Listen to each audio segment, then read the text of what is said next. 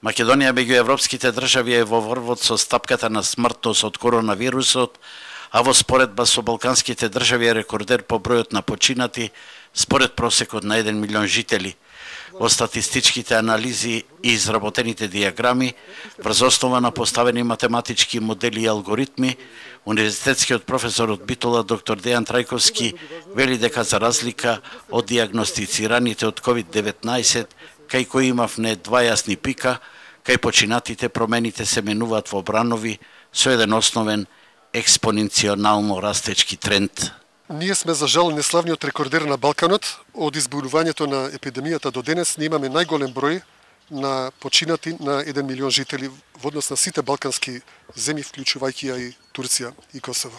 Од последниве 2 дена веќе забележуваме постепено повторно излегување на базичниот репродукционен број над единица, што е лош показател за сите наредни прогнози.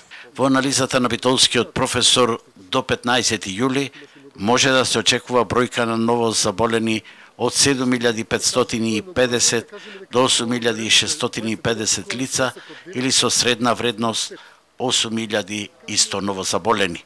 Исто така, дури и многу попрецизно, до денот на изборите може да се пресмета и бројот на починатите.